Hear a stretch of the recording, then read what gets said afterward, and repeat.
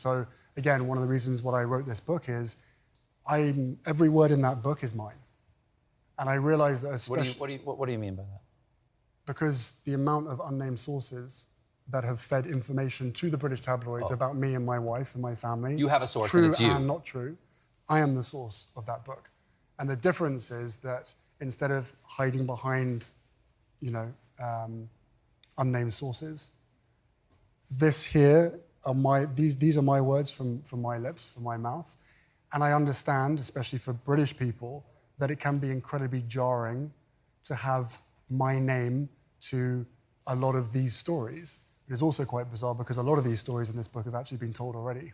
I mean, I've started reading a bit of it already, and there's different stuff there, so you just read between the lines and you're missing out on things. 5 minutes after 11 is the time. I said we weren't going to talk about Prince Harry, and we're certainly not doing a phone-in on him today. I mean, remain deeply sympathetic to his situation, and particularly with regard to the media. The media now, the newspapers now, the tabloid media now, which is pretty much all of it, really. I mean, literally, it's all of it.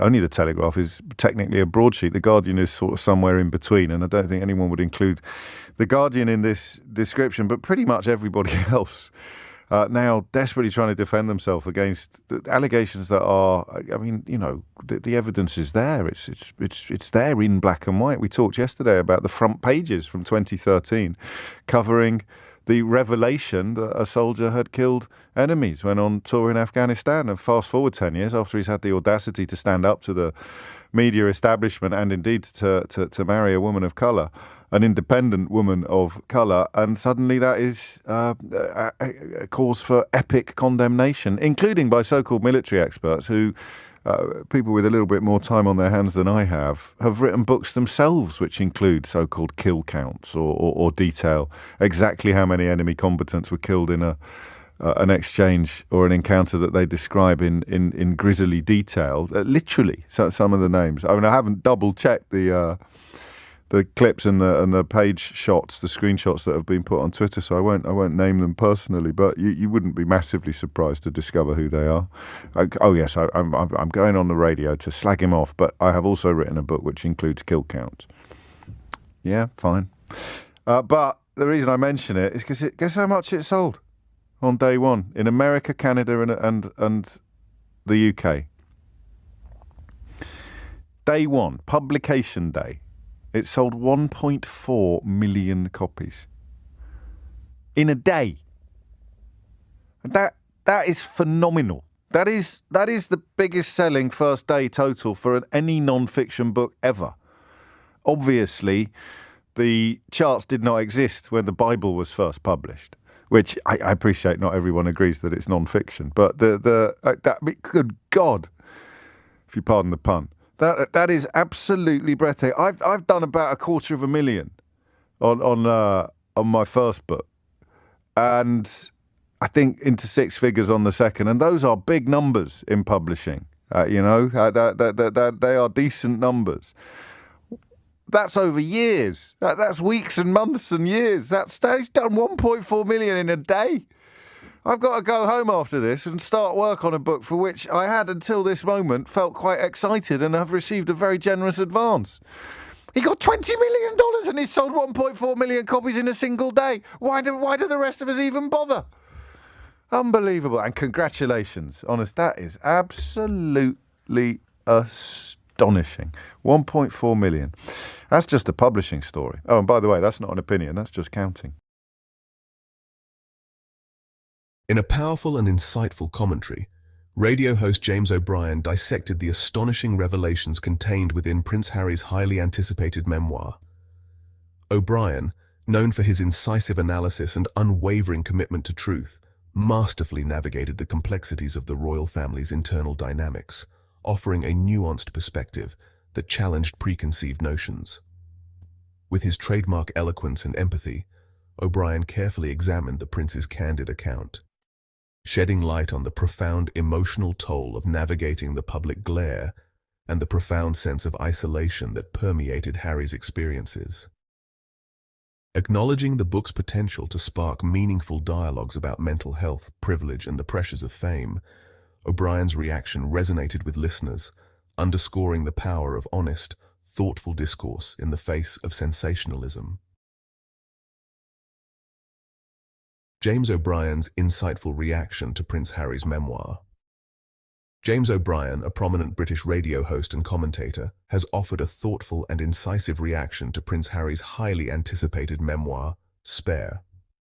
As the controversy surrounding the book's revelations continues to dominate headlines, O'Brien's perspective provides a nuanced and balanced analysis of the issues at hand. Drawing from his extensive experience in media and public discourse, O'Brien navigates the complexities of the royal family's dynamics and the broader societal implications of the book's content, offering listeners a well-informed and compelling take on this polarizing narrative. James O'Brien reacts to Prince Harry's revelations. When the news of Prince Harry's explosive memoir first broke, broadcaster James O'Brien was taken aback by the sheer magnitude of the revelations. "I have to say, I was absolutely astonished by the content of this book," he admitted on his LBC radio show, his voice betraying a hint of surprise. O'Brien acknowledged the significance of the Duke of Sussex's decision to lift the veil on the inner workings of the royal family, stating that the book's revelations would undoubtedly have profound implications both for the monarchy and the public's perception of it. Empathy for Prince Harry. It's easy to understand why Prince Harry would feel compelled to write this deeply personal memoir. The challenges he has faced throughout his life, from the tragic loss of his mother to the intense scrutiny and pressure of royal life, have been immense. His decision to open up and share his story, warts and all, speaks to a desire for honesty and healing, even in the face of further public attention. While the revelations may be controversial, one can't help but empathize with a man who has weathered so much upheaval and trauma and is now seeking to take control of his own narrative. It's a bold and vulnerable move, and one that reflects Harry's determination to forge his own path, even if it means challenging the status quo of the monarchy. O'Brien didn't hold back in his assessment of the royal family's handling of the situation surrounding Prince Harry's memoir.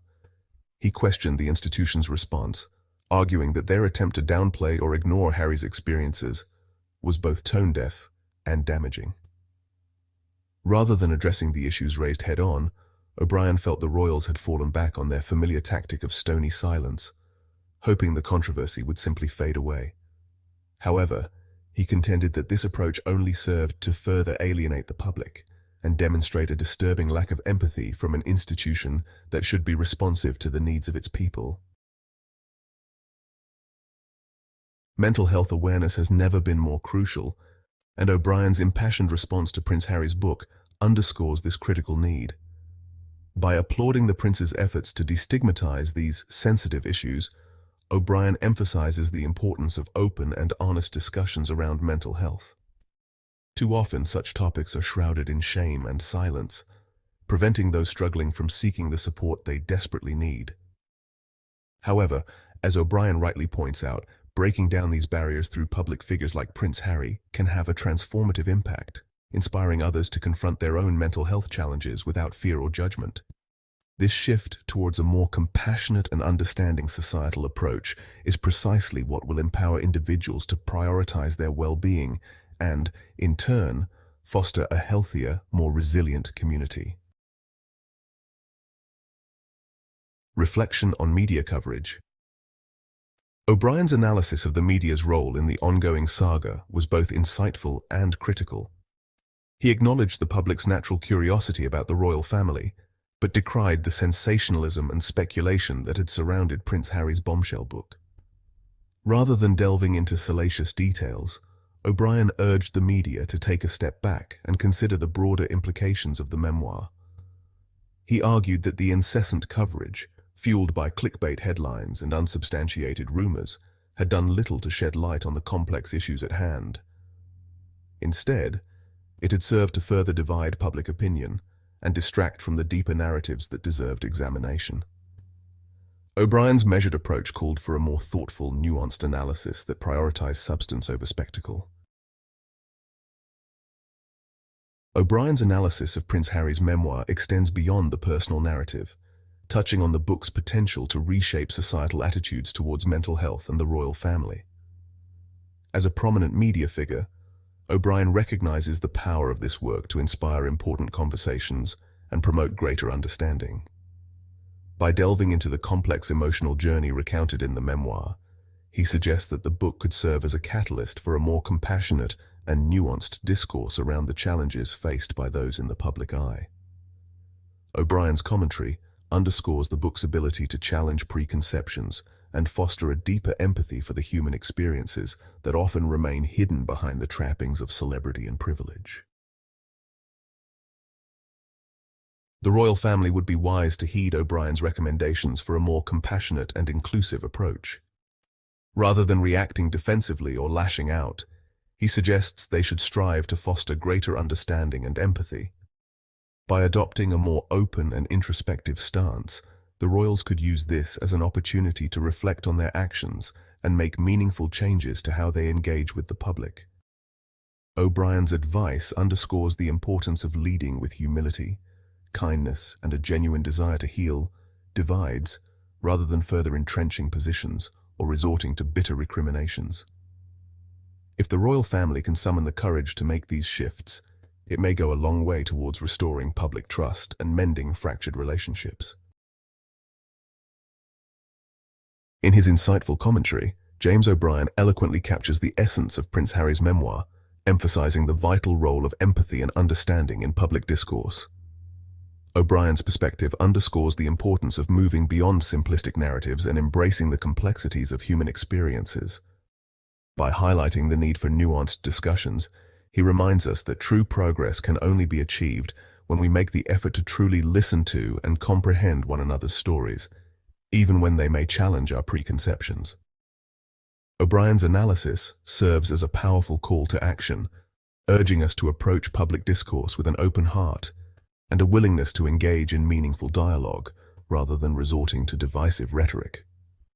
Ultimately, his insights underscore the transformative potential of empathy in shaping a more inclusive and compassionate society,